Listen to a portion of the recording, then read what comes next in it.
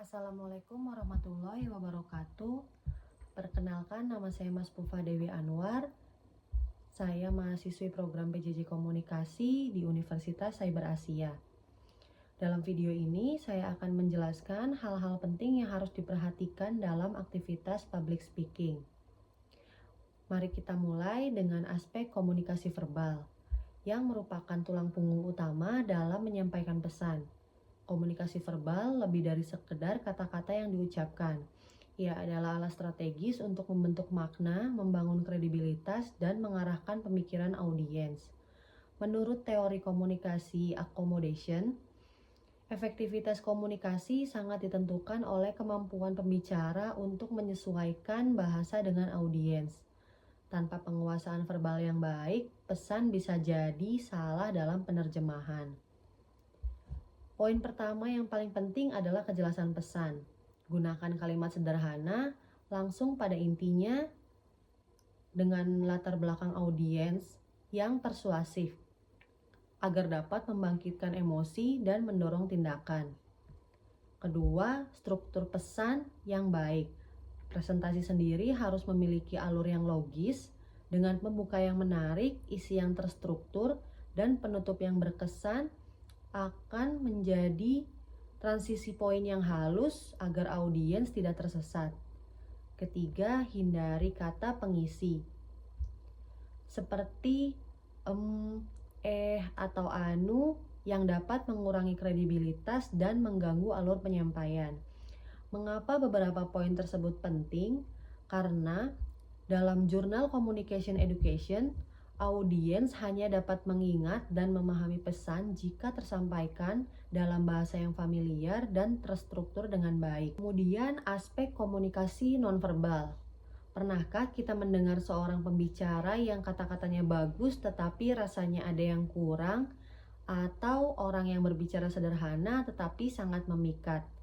Rahasianya seringkali ada di sini. Adanya kontak mata, yaitu komunikator menatap audiens secara merata untuk membangun koneksi dan menunjukkan kepercayaan diri.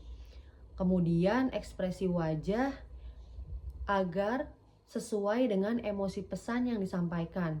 Misalnya senyum untuk hal positif atau wajah serius saat menyampaikan poin penting. Selanjutnya ada gerakan tubuh. Gunakan gestur tangan yang terbuka untuk menekankan poin. Hindari gerakan gugup untuk memainkan sebuah benda atau menyilangkan tangan terlihat terlalu kaku. Kemudian ada postur dan penampilan.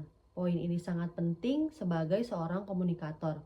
Berdiri tegak dengan bahu terbuka menunjukkan kewibawaan pada seorang komunikator tersebut.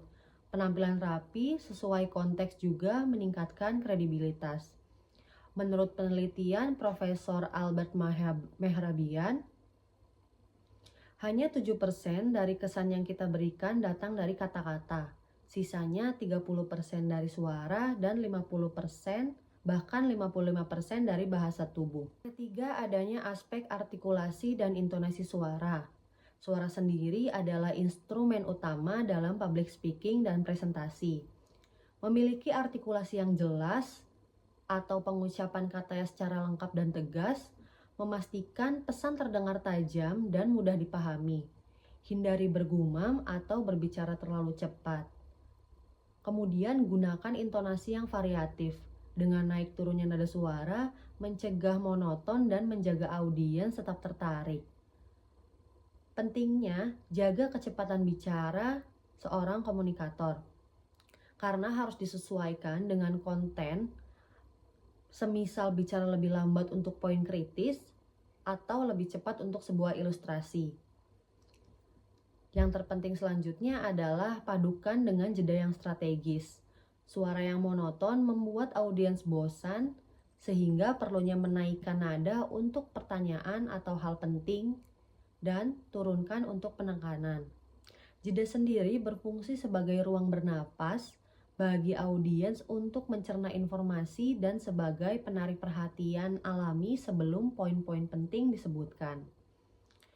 Menurut penelitian dalam Asian Journal of Communication Studies, Variasi intonasi secara signifikan meningkatkan keterlibatan dan retensi informasi audiens.